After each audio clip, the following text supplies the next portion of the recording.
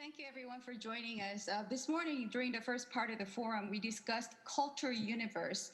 It's a clear goal set that the world connecting to one by culture is where we're heading. So in this session, we will look deeper into how this goal would be achieved.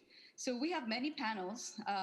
So let me introduce you to each and every one of them. We have Rob Light, you just heard him speak. He's the managing partner of CAA, Creative Artists Agency, and head of Worldwide Music. Thank you. Want to wave, Rob? Thank you for letting me be here. Also from CAA, in charge of international touring, we have Chris Dalston and Marlene Dalston. And from SM Entertainment, Lee Song-soo, CEO, and Director of SM USA, Dominic Rodriguez, is joining us. And also honored to have Mark Lippert joining us. He is forever loved by the Koreans here. He's the former US ambassador to South Korea, and now the head of Asia Pacific Region Policy at U2. Mark? And our very, very special guest, I'm sure everyone here who is joining us have been waiting for Johnny from NCT. We look forward to your first-person insights from your own experience in the US market. Thank you for having me. So we just saw Mr. Kasumi speak. Their early cooperation between AVEX and SM surely set the global standard for the entertainment industry. There's no doubt about that. He also pointed out the difficulties of young artists like Johnny learning to work in a foreign country and learning to work with their local staff and the language. And the otakatsu culture spreading to the West was also quite impressive. And Rob, you gave us a very uplifting projection on future of K-pop just being pop. That really touched me, by the way. The potential will be long-term, you said, and it's already become part of the kids' lifestyle, and you just can't take that away from them. And three things that you pointed out was particularly notable. Having people on the ground is very important, you said, being eyes and ears. Also, you said making shared moments, so these foreign artists could be felt closer to the public in the West. And you said music is a universal language and not a cultural or country language, and reminded us of the stunning performance at the Global Citizens at Central Park last year by NCT. So Johnny, you were there at Central Park. Were you surprised? This is the first question going to Johnny. Were you surprised at the audience reaction there? What were your first thoughts when you first went onto the stage, and then what were your thoughts after the stage? Well, as soon as I started performing, I could see our fans from the back carrying their like light sticks come forward, and you could just see a huge wave of citizens come, and you could just see everybody around them being like, who are these guys? Oh, what's going on? And just while performing, we could see the expression on our fans and just the viewers' expression change. And everyone was getting really excited, and everybody was feeling our music. And just to know while performing that really made us excited. And after I talked about it with our members, everybody was really excited. And we just couldn't believe how many fans came out to see us and how many people were really into our music at the time.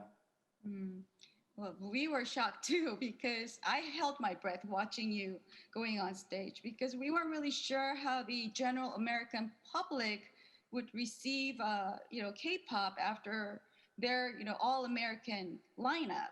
Mark, did you see that concert?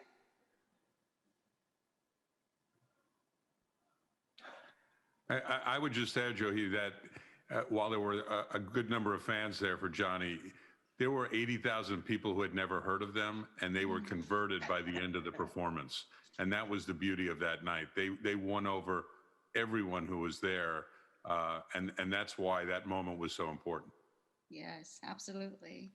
So, yeah, and I think also just to lightly add on, Juhi, being there, watching the entire show of the Global Citizens from beginning until NCT, there was this moment of course, people were excited to see their favorite artists. But when NCT hit that stage, there was an eruption that happened. I was standing backstage at the time, and all I heard were these loud screams. And I can remember looking around. I think, Rob, maybe we looked at each other at the time, and it was like, this is they are coming alive out there. So it was an amazing moment, historical moment, absolutely. We were actually in the audience, Marlene and I, and like Johnny said, when they went on, there was this incredible buzz that suddenly hit the audience, and these kids just converged out of nowhere into one great area, and it was magical, absolutely magical. Oh, I can also feel that from your recollections. Mark Lippard, hello. Hi. Well, you have genuine insight into both cultures, Korea and the West. Why do you think K-pop has been such a success? It's a good question. I guess I'd start by saying when most people 15 and under who find out that I was ambassador to Korea ask me if I know a K-pop artist or not these days. So maybe that's an outcome, not necessarily one of the reasons. Oh, look, there's a whole bunch of reasons, and Cho Hyun Jin is a friend, so I ask him. But I'll give it a couple of shots here to play kind of amateur detective. But just to say first, the Korean culture, rich in history, but yet adaptable and consistently changing. There's this really great juxtaposition that makes it really susceptible. Second, I'd say good policy. Korean government opened up a couple of decades. The creative industries, everybody remembers the screen quotas and that whole episode. Once the creative industries got open, Korean creators went around the world, started exporting, money flowed in, ecosystem was created, good strategic bets by a lot of Korean companies in this space. You think of KCON years ago and what that's turned into. Talent, which is just, I mean, Koreans do amazing things around the world in sports, medicine, politics, you name it. Why would K-pop be different? And then finally, I'll just put in a little plug for YouTube. They really capitalized on this new media. They really, 2012, about a decade ago, you think of that, I still remember this, the Google MBC hosted the Korean music wave on Google. That was live streamed on YouTube. That's almost 10 years ago. And what I remember, and this dovetails, and I'll end here with the 15-year-old, that the fact that Psy was on YouTube and other, I found myself, I was then chief of staff to the Secretary of Defense in the Pentagon, the Korean Minister of Defense, the SecDef, talking about Psy and the Korean wave in the Pentagon. And I'll just end on that. So Chris and Marlene, either one of you could answer this question. Mark just mentioned that everyone around the teenagers are asking about K-pop. Is there an age gap in this interest in K-pop? Is this a trend among just the younger YouTube generation? I actually don't believe that. If you look at the audiences, yes, they are primarily young, but you'll find a lot of 30 to 40-year-olds who are rabid K-stans. So I think this is an audience that's really inclusive, very immersive, accepting, and embraces differences. I think that's the beauty of this audience. There are all these different races who follow the different artists. There's the LGBTQ community that follows them. I just think that it's a wonderful phenomenon of acceptance. Chris, you have anything to say? I think it's bang on. I mean, you go to the shows and it's like a little United Nations. I mean, it's every race, every creed, every lifestyle. And I think it's just in this day and age, it's very refreshing to be able to have an audience and have a business that is so inclusive and makes everybody welcome. Really do. Well, that's good to know. Rob, your speech was wonderful. But what are the areas that the K-pop industry could work on to better promote what you called making shared moments that you mentioned? I mean, I could think of more media exposure on TV, collaboration with Western artists, cooperations with big fashion brands. Is that the right track? I think you're spot on that track. That shared moment of being on James Corden. I don't know if Johnny remembers having the fruit thrown at him or not. Oh, I remember. But the ability to laugh at yourself and sort of have that moment was so endearing and was a pivotal moment. And we don't get to do that enough. Obviously, sharing fashion, sharing media, critically important. The hardest thing right now for superstars like Johnny and Super M is that the whole world wants them. And so it's a time factor as much as a shared moment factor. And unlike England or certain countries where you can go do one show and sort of populate that country media-wise, America is enormous, not just in size, but in culture. Every part of the country is different. So it takes a long time to break the entire market. At the same time, when you come in and then you disappear for a long time, it's hard to get that connection point. SM as a company has been great about giving us real access to the artists and getting them back time and time again. I appreciate what Dom and Jeremy and certainly Mr. Lee have done to give us that access. So all those shared moments, what you talk about, the media, fashion, collaboration is a time factor, and getting these artists here more often will create that legacy. So, but that Corden moment was the tip of the iceberg. The more we can do things like that, the better it's going to feel. Johnny, what do you think? Tell us about your experience, those shared moments. Well, while touring in America, we were able to go on a lot of shows like that. And just to see our fans' reactions, and like Rob said, how the fans were able to laugh along with us while we were laughing at ourselves. We also try to put up a lot of things on social media, YouTube, where we're just having fun by ourselves, and the fans watch those kind of media content and really just kind of empathize with us, and they enjoy being a part of us. And I feel like those shared moments are what really makes our fans want to support us, and that support really makes us want to work harder. And it's just that give and take kind of relationship that we have with their fans that is so healthy. Mm-hmm. I have a question for Johnny. I mean, we went to Dom and Jeremy this opportunity, and it was for NCT 127 when they played the Houston Livestock and Rodeo Show, which is the single most American thing you can ever do. It's had Elvis Presley, Maroon 5, Bon Jovi, and the buyer at the time was like, we want a K-pop act. And we go, we have the perfect K-pop act. And they flew in from Korea. They were actually the last band to play there before we shut down for COVID. But I just wondered how they enjoyed it playing in front of 60,000 crazy Texans. I remember starting from the rehearsals, we went out in the middle of that stage where they do the rodeo, and we were like, this is really happening. And then to see those many people just watch us with their cowboy hats, it was a new experience for all of us. And we actually performed Kick It for the first time live at that place. And just the reaction of everybody, really, we still talk about that show. And it's definitely one of those moments where we feel like K-pop became pop, as you said, as Right. Rob said before. If I could just add, that was the perfect example of boots on the ground and collaboration between an American company and a Korean company. Because if we had just said the Houston Rodeo, I'm not sure that people, at the home office of SM would have understood how important a gig that was. And having Jeremy and Dom so ingrained in that company to explain it, and them trusting Marlene and Chris with this sort of weird offer and what it meant culturally to America, and that they would come over for one show, all that sort of created that moment, and it resonates and spreads out. And then, of course, the social media aspect just took off. So it was the perfect example of how well we work together, and hopefully bodes well for the future.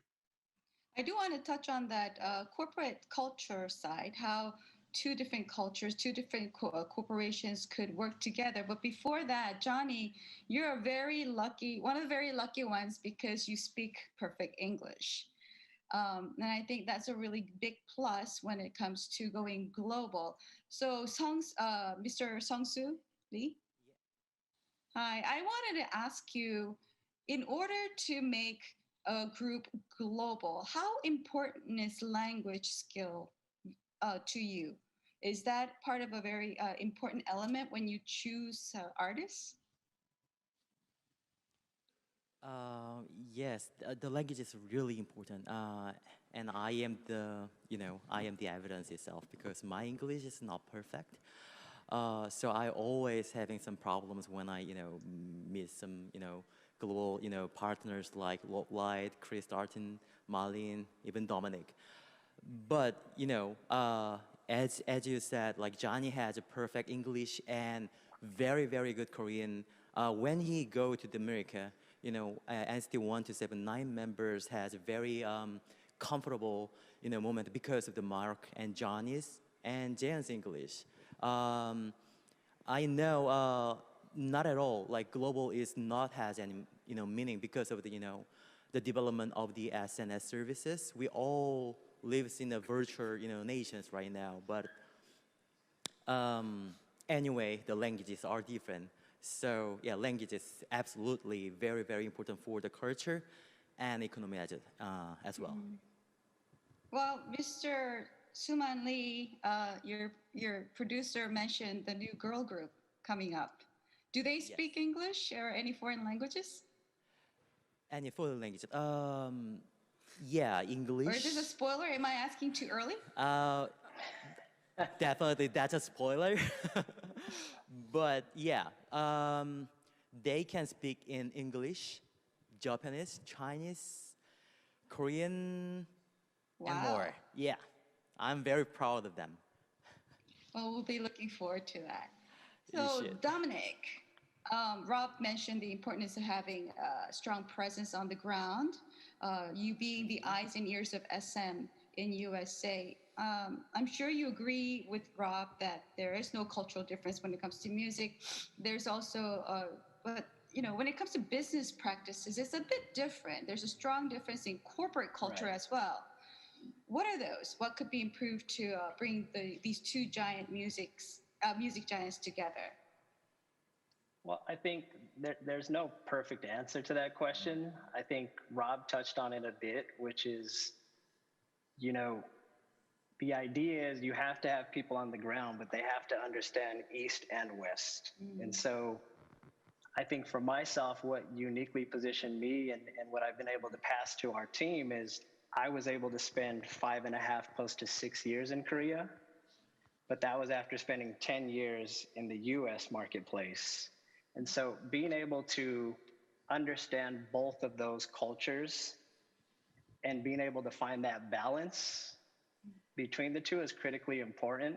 There's always going to be challenges, but I think if you have the right team in place with the right expertise that understands both sides, wherever those challenges exist, you can always find the solutions. And so I don't know that this is the answer for all, but specifically for us at SM, having a US team that is very diversified, that understands both Eastern and Western culture, has certainly given us an edge to be able to maneuver the marketplace in a way that I think would be challenging for others that don't have a clear understanding of both sides. And I think Chris, Marlene, and Rob could speak to it. We deal with this day in and day out and finding those solutions and finding those perfect balances to really, really make sure that projects are moving forward in a way that can really, really move the marketplace. Chris or Marlene, can you give me any specific examples of any conflicts you had or any differences you had in how you solved it? It's actually been a remarkable relationship. We started as friends, which I think is the strong basis of most relationships, and it's morphed into a business relationship, and we've remained friends. And so while it's not always 100% perfect, I think we look at CAA as a global company and want to have a business worldwide. And I think the same with SM. They're not just a Korean company. They just happen to be based in Korea. They're also a worldwide company. And I think we're just trying to see the same goals. I think our mindsets are very similar. I think we're both sets of good people that just want the best for their artists and be successful. And I think if you work from that basis alone, I think you're going to be fine.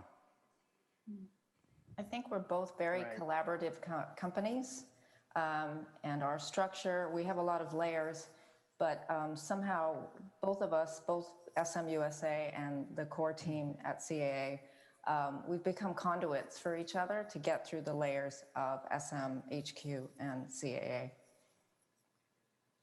Yeah, and just to add further onto that, I think one of the things that you said, Chris, is that friendship and that sure ability to always just call and say it exactly how it is, very frank and straightforward, but as friends, and have very totally transparent conversations and really discuss how we're going to get to that place, whether it's booking a television show or Global Citizens or the Houston Rodeo or the many things we've done together. I think that those all start from a framework of having that friendship, you know, that really just makes the partnership that much easier, especially when you're dealing with the very hard topics that we all deal with on the business side. I'll go through an example. When Super M came to America, I've done this for a long time. Rob's done it for a long time. Marlene's done this for a long time. We've never had a tour where we were putting on sale in arenas a group that didn't exist, with a record that wasn't out, but the message came through from Mr. Lee to Dom and Jeremy and through Chris that this was the most important thing that they could do. And therefore, when you get those kind of messages, you understand the power that's being put on you to produce. And they came into America and did 10, 15 sold out arenas. And I've never seen anything like that. I mean, by the time they did the Capitol event, the record was already there, but we were going on sale right as that was coming out. It was something that never happened before. And I think something that's just so special with K-pop, the way it spread so quickly. Right, and you're right, Chris. That was a moment of, hey guys, we're gonna do this, and it was, but that's never been done. We need to put music out to put a tour on sale, and it was, we have to trust each other. This will work. And sure enough, it did, and we had an amazing tour here in the U.S. So I guess you're right. That is a clear example of having trust in each other as partners. Even in things that may not seem like it's a sure shot or something that's never been done before. So that level of forward thinking and innovation, I think, is very important. It can only be done with great partners and friends who can really have those real conversations to get it there. Well, that was just less than a year ago. And look where we are after a year. It's really unfortunate about this pandemic. And Johnny, while you're there, how are you coping with the pandemic? Do you miss the fans? Do you miss the concerts? Lately, actually, with our members, we've been really talking about our past experiences with the tour and how we really miss it and how we miss performing in front of our fans, especially. We still have music coming out. We just released a new album with NCT, and there's going to be more. And so we try to stay connected to our fans through our music and also social media content. And we really hope that we can, through our music and social media content, we can keep the minds of our fans positive and just spread positive energy and just do the most we can at this moment. Sang-Soo Lee. So with this pandemic, we heard Suman Lee talking about the Beyond Live online concerts. Can you share with us how this came about? I mean, SM was the very first to experience and launch it. And we're just curious, who came up with this idea? What were the challenges that you had? I think I am the only one who allowed to speak in Korean today within our group, and half of our fans are Korean. So, would you mind if you guys if I speak in Korean? Please. Yeah, my English is not perfect, so please excuse me. 네. Only this year, Beyond Life. That is the first online concert, contactless concert. But there is a thing that not many people are aware of. And just about a month ago, when we had the discussion with President Moon Jae-in, we talked about it. And during the pandemic, SM Entertainment made the preparation. But actually, many people think that way, but it is not the case. The CT, and based on the CT, we are preparing for the future. So, starting from 2015, we had the hologram-based musical. That is the first time in the world. Last year, even before the pandemic, when we were not expecting a new pandemic, new type of the concert, I mean the future-oriented concert was introduced. That's what we've been talking about along with the executive producer Lee Soo-man and our CEO Youngmin Kim. And we've been preparing for the online concert. So we used the AI, VR, hologram, and many other advanced technologies, the new technology of the sound. We've been making preparation regardless of the COVID-19. Unfortunately, we have the pandemic this year. So we've been ready. That is why we were able to dominate the market even before other players are coming in. SM Entertainment introduced the Beyond Live. That is the online concert. It is a contactless concert. Everybody can say, oh, we can do that. We can do that on Instagram or on the YouTube. However, a concert is not just a live video streaming. It is performance plus live streaming. So we have the first online concert and we introduced the standard for the first time in the world. Super M Beyond Live was the beginning point, and we have Johnny here, NCT Dream, TVXQ, Super Junior, NCT 127, and Wation V. And we had 6 online concerts already. And I believe this is going to be the standard for the online concert across the world. In the last Thanksgiving Day of South Korea, the Korean legendary singer Na Hoon-ha had an online concert via the Korean broadcasting company KBS. At the time, the viewing rate was around 40%, and I watched the show on TV. I really enjoyed that. And not as a CEO, but as an audience, I really enjoyed the online concert. And that was kind of the epitome of the online concert as an innovator and as a CEO of the company which created the online concert. And as a person who is working along with the executive producer Lee Soo-man, I feel so proud about the fact. And we have Marlene, Chris, Rob, and we have the former ambassador, and also we have Dom and Jeremy. All of us needed to think about how we can bring the online concert beyond South Korea and beyond Asia, and how we can share that across the world. We've been thinking about that every day. I would like to thank all of you for giving me the wonderful support. Thank you very much. Rob, do you see these online concerts really taking off in the US market? Rob, Marlene, Chris, you guys are the experts, so please jump in. Well, I think, first of all, Beyond Live was brilliantly done. And I think because we have a young generation who is so used to looking at a screen to get entertainment, I think it will continue to do well. As someone who's grown up in live music and makes my living in live music, I don't think anything replaces live. And so that experience between a fan and a live event is just something special, and it's what locks in an audience.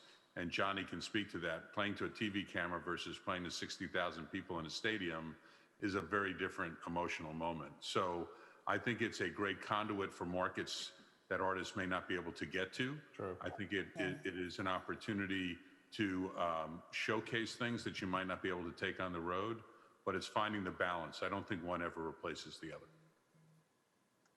Johnny, you want to respond to that?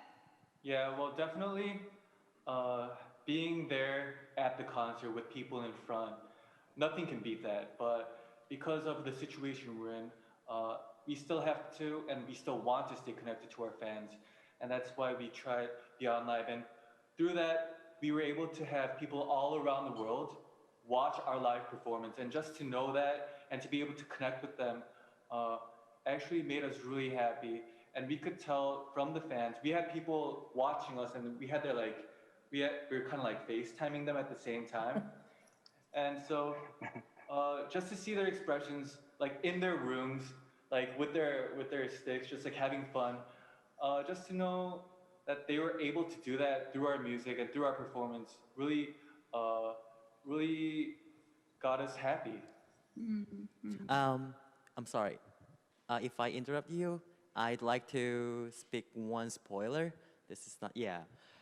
Johnny, you are in NCT 127 and NCT entire group. And we are now doing the NCT 2020 project with 23 members from Korea, China, Japan, Taiwan, Thailand, even USA and Canada. Our projects are now very successful right now. We sold more than 120 million copies within 1 week. And I really, really would like to do NCT 2020, all 23 members beyond the live concert within this year. So Johnny, please be prepared, and guys, please help us. It's a spoiler. Yay. I do agree with Rob that this is a massive country. There's over 330 million people here. You couldn't play every city in this country because it's just physically impossible. And so between economics and logistics, I do believe, like Rob said, that live hopefully is never replicated or never replaced. But this does give a perfect opportunity for those people that can't go to major cities, go to school, don't have the money to go to other cities. They can actually see spectacularly produced. And I do believe that SM, if I wasn't even on this call, the on live they put together was unequivocally the best one we've seen. And we've seen a lot since we broke in March. They spent so much money and so immersive. It was just an amazing event. So yeah, I do think there's a business for this. Little business, not as big as touring, but there is a business. Agree. Yeah, and I think just simply, sorry, Julie, I just wanted to quickly add on. I think one of the biggest challenges, not only of our artists at SM, but of all of your top tier artists is there's so many fans in so many different places in the world that in a calendar year or even 2 years, for some even 3, it's impossible to get to all of them. So the ability that NCT 127 could perform virtually and have over 120 countries tuning in to see them was such an amazing moment. To have that interaction happen, even if digitally, was such an amazing moment. So I think it just, it's certainly, at least from being able to reach all the fans and bring that performance to them live, it certainly has helped to solve that problem, which I think has always existed. Not to replace live touring, but certainly another element to a live performance and how it's experienced, because it's very different. The Beyond Live experience is different in that the technology elements that come to life on that stage can't happen, at least today, if there were members sitting in the room performing on the stage for an audience. So it's just a different experience. And I can't speak for all, but I'll say for SM artists, it is my belief that they would not only watch Beyond Live, but they would show up to the show in person as well, because they're true loyal fans that want both experiences. And that's something that I think, will always live, at least within our fandoms. In that sense, all this Beyond Live digital concerts or online concerts, the groundwork was laid by YouTube, if I may say. And Mark, can you tell us, YouTube is by far the main tool and source in spreading K-pop. Are there any specific agendas or dilemmas that your company is contemplating to utilize this craze over K-pop through your platform? Well, 2 kids at home, an emo, and school online every day is a dilemma here at our household. So I'm joking there, but I guess what I would say is, first, the K-pop scene is we've broken a lot of ground on YouTube with K-pop. Obviously, I talked about it earlier, but some data points is, we launched YouTube Originals in Korea, Fan Fest, our first Fan Fest, which this year went web stream versus a live event. Our very first one was headlined by Twice, and obviously YouTube Rewind in 2019 featured BTS and Blackpink. So lots of path-breaking work with K-pop Korea in that scene. I guess if I might pivot to just something that's a little broader and dovetails with my policy background, is look, we've got this incredible legal and regulatory framework that gives us free access to data info while also working to ensure responsible protections for people and data on these platforms. And that's something I think we've just all got to work to maintain, to keep this basically the infrastructure of this fantastic creative economy, creative society moving in the right direction. I think that's one piece. And then I think just the final thing I would say on all of this is that I think we're just constantly looking for new opportunities, because there's just, it's just listening to this, you get excited on 18 different directions in which to run. And so you're asking for a dilemma. The dilemma is there's almost an embarrassment of riches in Korea in which to look, in which to partner, and in which to basically path break going forward. Anybody want to respond to that? I think I would just add on by saying, yeah, the opportunities that exist between music artists and YouTube are really, the possibilities are endless, and it continues to grow. You know, one recent example is during a YouTube red carpet premiere, which was for Super M, with the launch of their single One, nobody knew it was coming, but at the end of their premiere at 1 hour, there was this 60-second countdown that happened. And at the end of the 60 seconds, people assumed that the music video would start. But instead, what we did is we used it as an opportunity to launch our partnership with Marvel. And at that moment, I think it's safe to say the entire internet shook with, oh my goodness, Super M and Marvel, what's happening? And then into the music video. So the point to focus on is that red carpet premiere and that short window to really hit hundreds of thousands of fans at one time, where they were all chatting in one room together, is an opportunity that is just, you know, another step forward in how visual first platforms like YouTube and artists are working together to find new ways to create real moments in the world of digital entertainment. I'm thinking, Rob, what are the prospects of other Asian artists being able to be part of this? They say Chinese or Japanese artists, you know, this popularity, is this just relevant to K-pop? Well, as I said in my address earlier, I think music is universal. I don't think it's relegated to where your country of origin. And so great talent, given that they have the right team behind them, has every opportunity to succeed. I don't know that other countries have the sort of collaborative cultural work ethic that a company like SM does. So, you know, great artists, it's like a tree falling in the forest. If no one's there, did it make a sound? There are great artists everywhere, in every country. But if no one's there to nurture it, develop it, give it access, opportunity, then they never get heard. So I hope that the commitment that, you know, the entire country of Korea and companies like SM have made to art will translate to other countries. And if it does, and they have the intent to break them worldwide, because that's the other part of it. It's not just to nurture it locally, but to think, I want these artists to break worldwide, then yes, everybody's got an opportunity. And I think it'd be great for the world.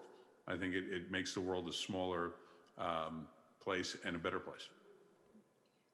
Sung-soo. Yes.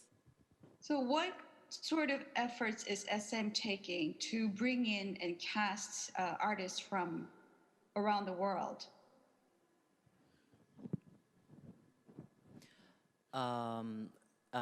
One more time, please excuse me. Speak in not English, No, you but speak Korean. perfect English. Don't worry about it. Thank Really, you. we understand you. It's impeccable. Please, Very but nervous. Please go ahead and speak in Korean. Okay, thank you very much. Please excuse me. And when we define casting, there can be two types of the casting. The first one is literally casting someone. For example, casting on the street. And also we have audition. And we have the predefined time and space and let many people join the audition. And starting from the school, private academy, on the street, and even to China, Japan, US. And we are sometimes targeting Australia for the last 20 years. And the money we learned was invested into the casting process so that we can discover and meet with talented artists. As you know, currently we are going through the pandemic. Physically, we cannot move across the countries. However, even with the pandemic, the music industry and the IT industries are being developed. We have social media. We can save lots of time and lots of the money because of the online platform. Based on the social media, we can talk with many people. We can offer the opportunity of the casting, and we can offer the opportunity for the audition. And our email account is open. So we are underlining that kind of a seamless connection with the people under the pandemic. One good news against the pandemic, of course, it is a tragedy. However, for us, and the casting process is totally different before the pandemic. Our casting process is totally different after the pandemic. We've been repeating what we have been doing in the past. So thanks to the pandemic, we can have easier way of access to the bigger market. We can have access to the future artists or the artists. They are knocking on doors. As a CEO in 2021, 2022, we can have more opportunities because we have access to more artists. And there must be many fans who are watching us, and there must be many people who are watching us. The door is open too. Thank you. That was quite insightful. I know from the documentaries that SM from long time ago, way back, tried to bring artists trainees from different countries and different cultures to work together, and perhaps that effort that had built up may have given SM Entertainment that global mind to work with American companies like CAA. One more question, because there's so many Johnny fans watching us right now. Johnny, tell us about your experience as a trainee and working with other artists from different backgrounds, different cultures. Was that a difficult thing, or was that, an easy cake? What was your experience like?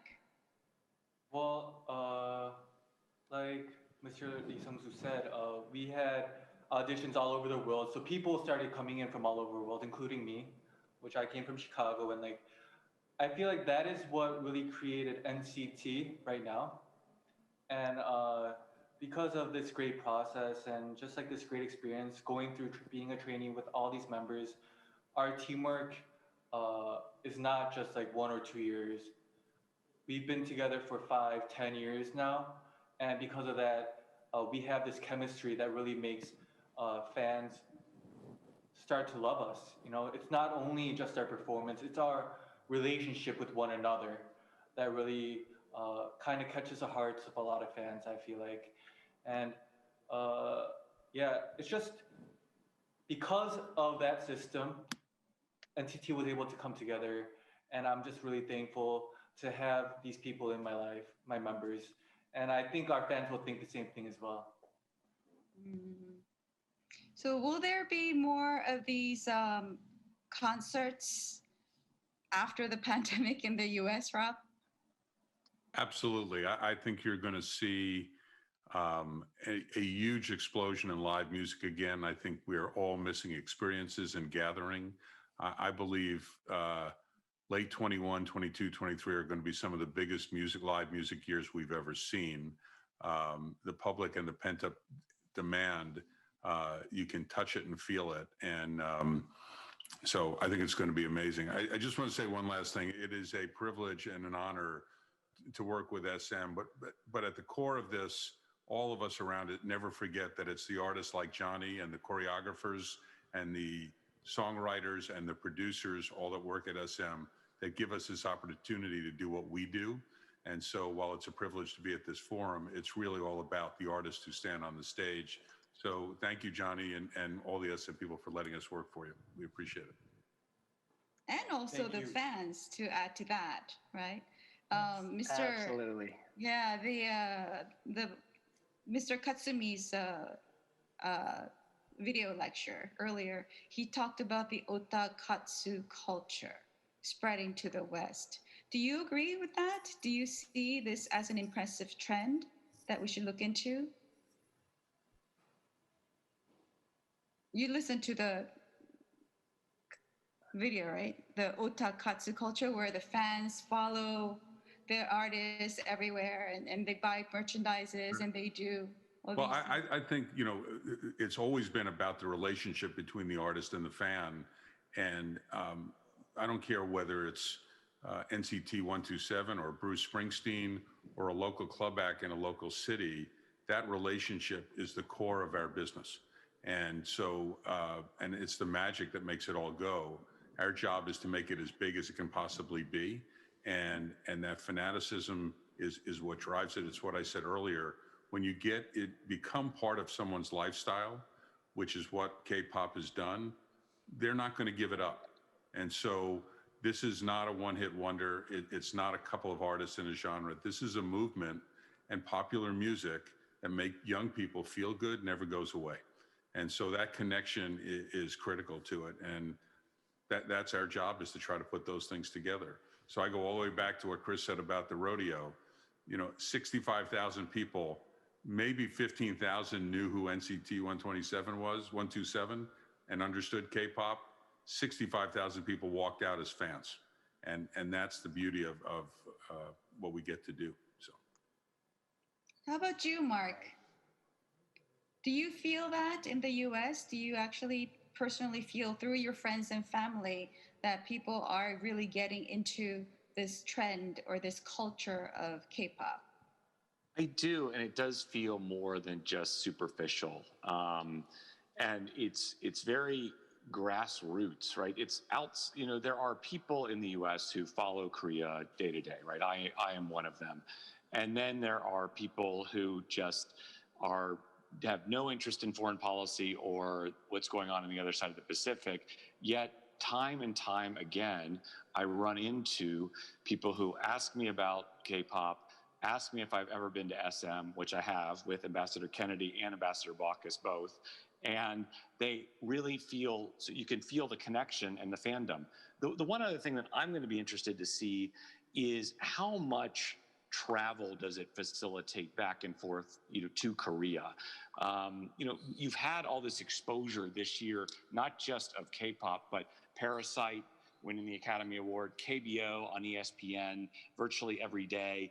Is there going to be more people going from the United States, long flight, to Korea to spend tourist dollars and to get more inculcated there? I'm going to be interested in the travel flows into Korea, and I think there will be an uptick. Final point, I would say I completely agree that there's pent-up demand for live entertainment, regardless of it. You look at sports in Korea when they started letting fans in. I mean, first night in KBO, they let fans in. I think the KCDC cracked down on one of the teams because there were too many people grouped together, right? And so you can feel that hunger. So I think this will be an interesting thing to watch when we do get a vaccine and come out on the other side of this pandemic. Well, we have an audience question ready. Are we ready with that? Can we connect to the audience question, please?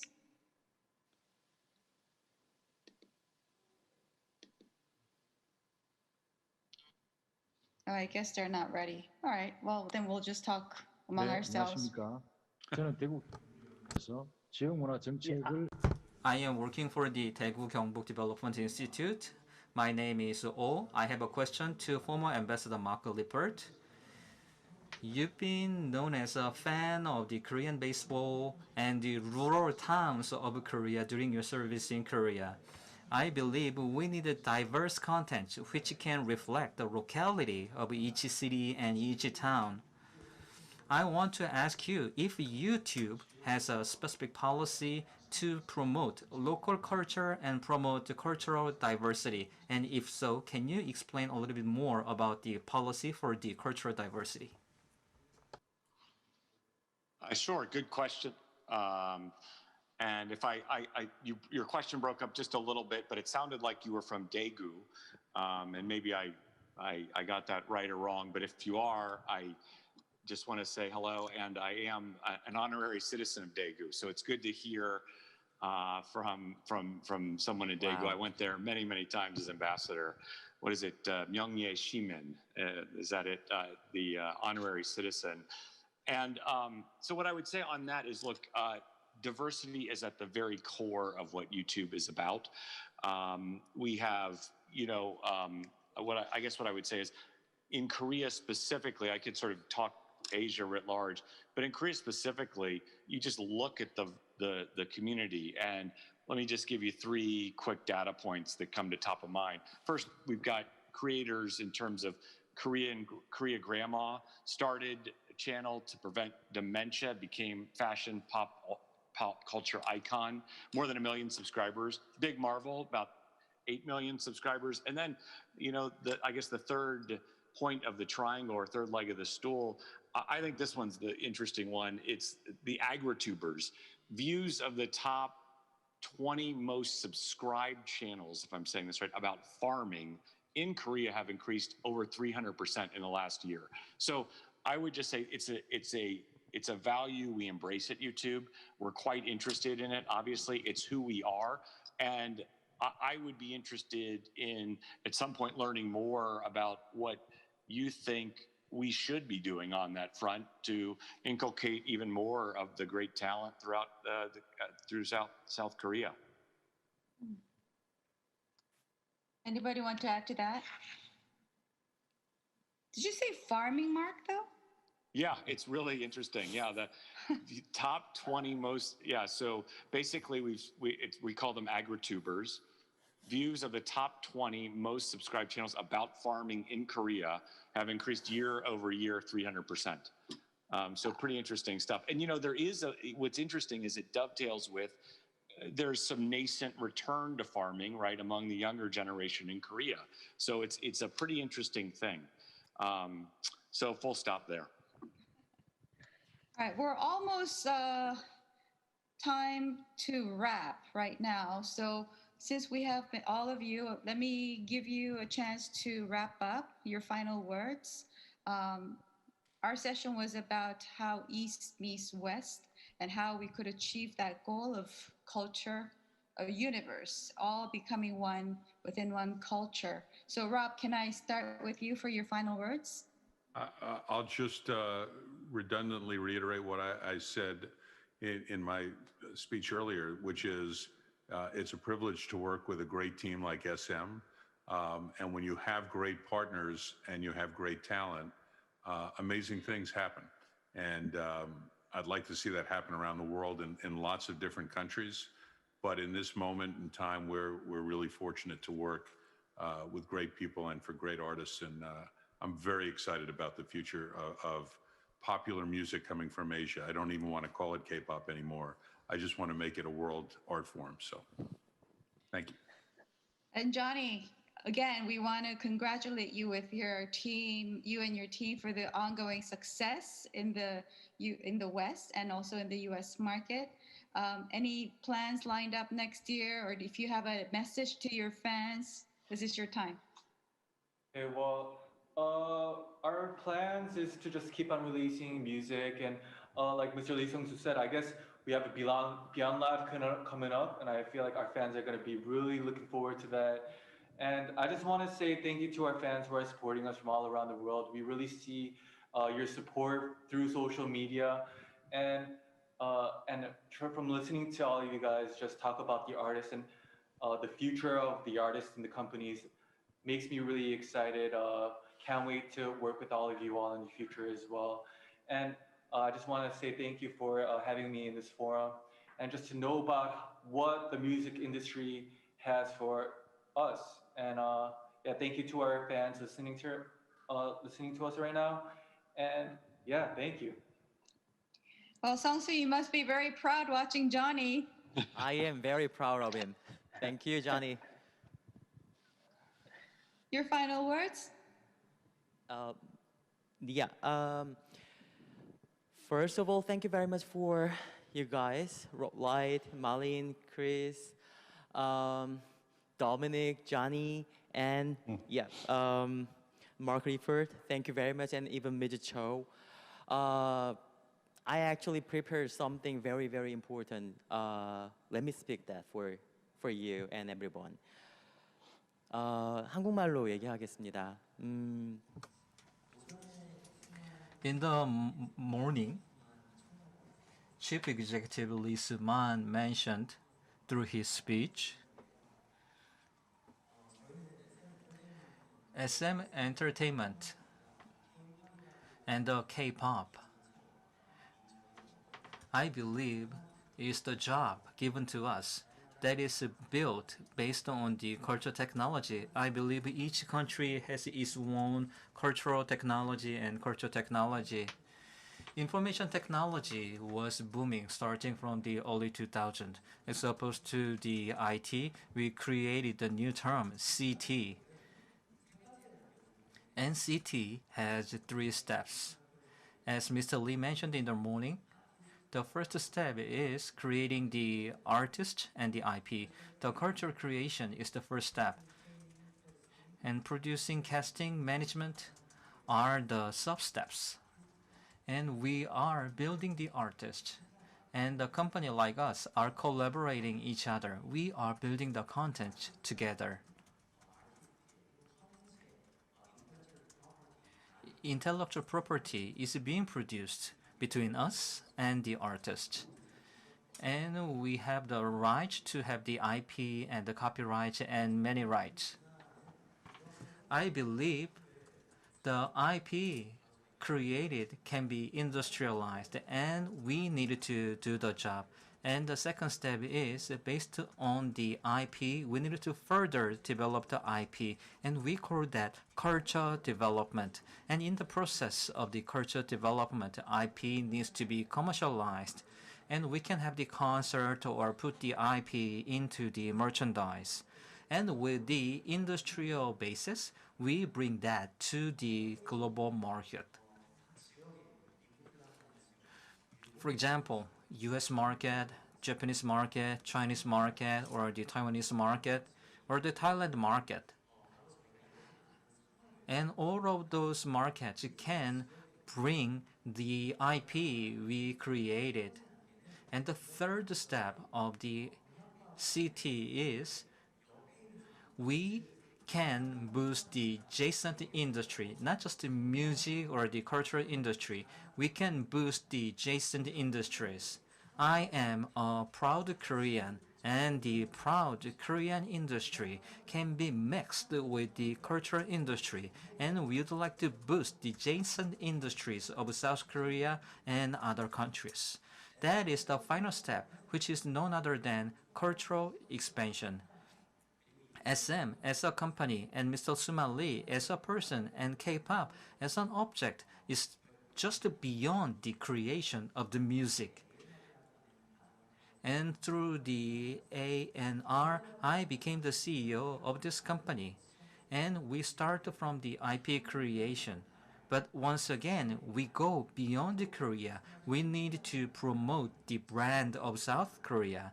And across the world, we can live within the world of the borderless countries. And we can live within a virtual country like a SM virtual nation. In a nutshell, I would like to tell you this way. What I want to share is this. There are 3 steps of the CT, and the second step is cultural development. Cultural development, as you know, is bringing the music to the industry, and we commercialize the industry and bringing the industry to other regions across the world. In 2009, YouTube made a significant growth, and based on the YouTube, everybody can share the global television. The global television is the YouTube platform, and through that platform, our music can be distributed across the world. Nobody knew about the K-pop in the past, and the word pop does not have any word, any modifier. For example, you can have the UK pop, J-pop. However, K-pop has become a kind of the pronoun. And I'm so proud of the word K-pop.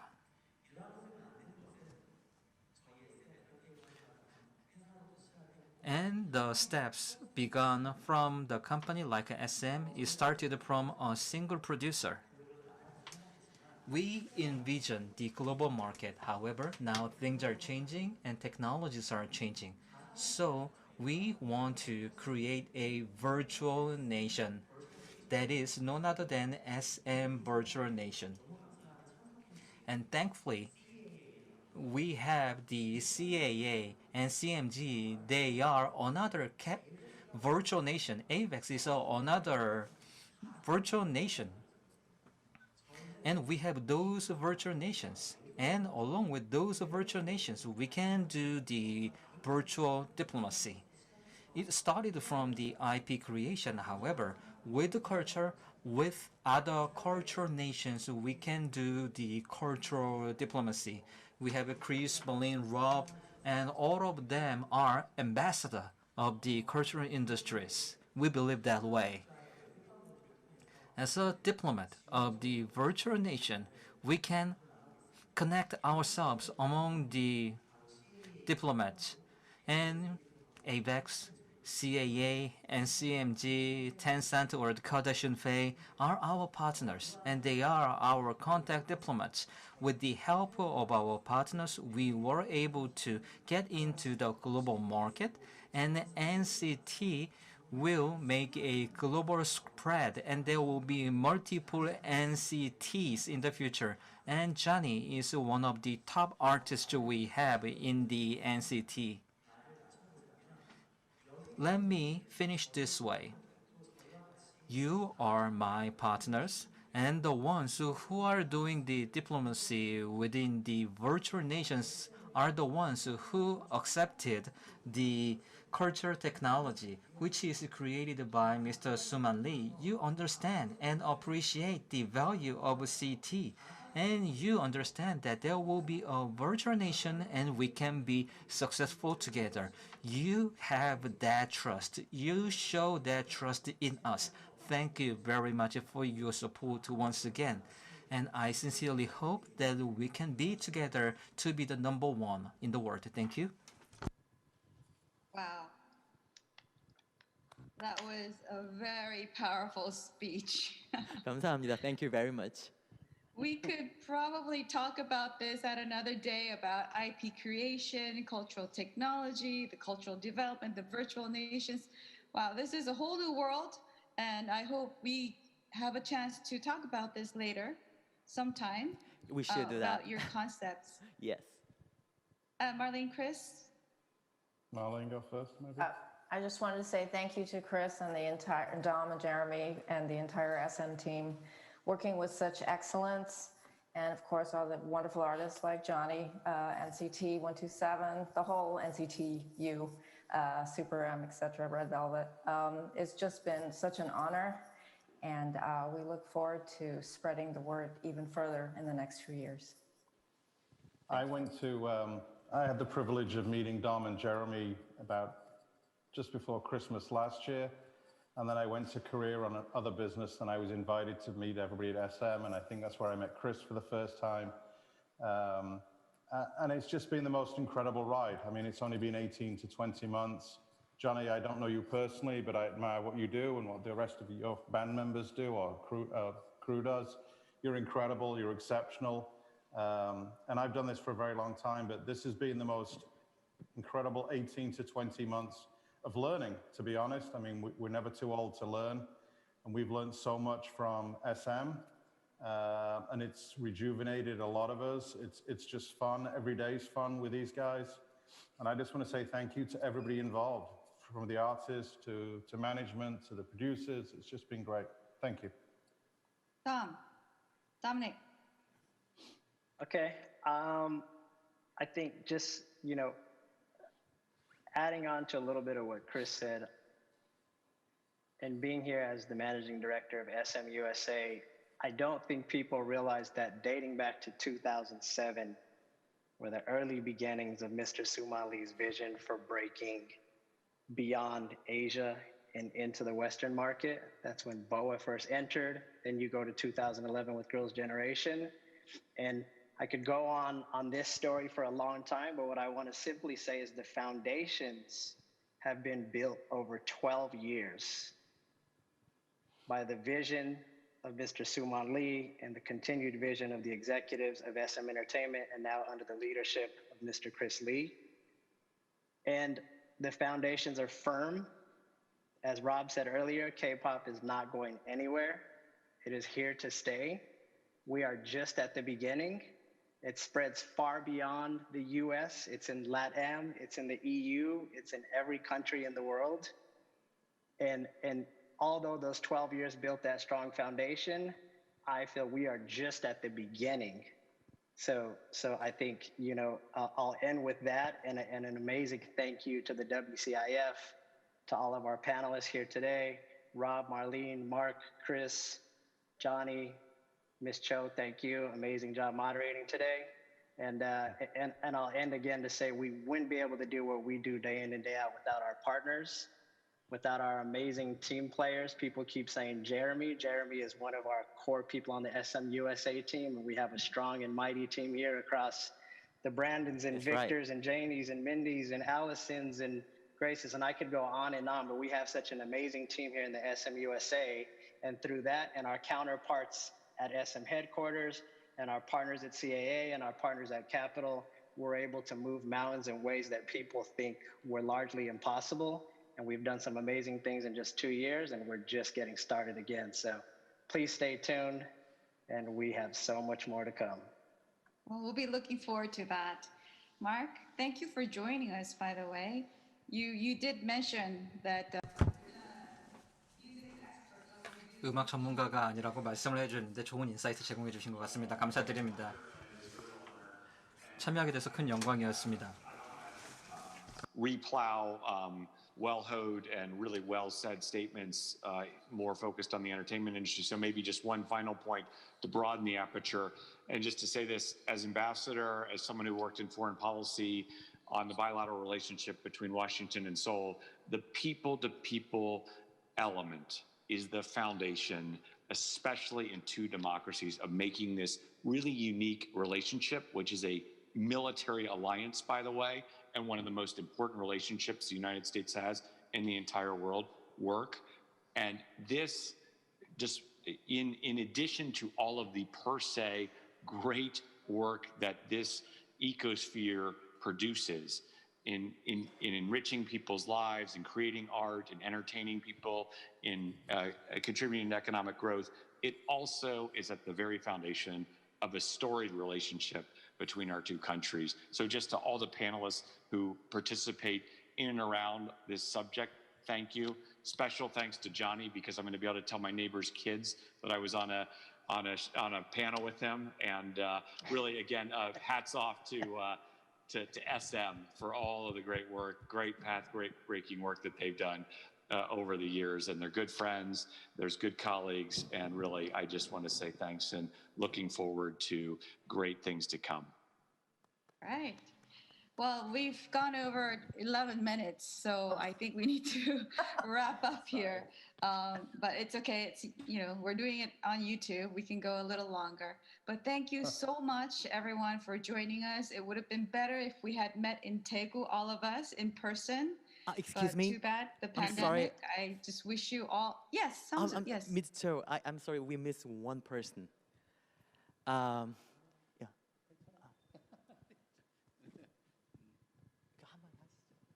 Please go ahead and say one thing.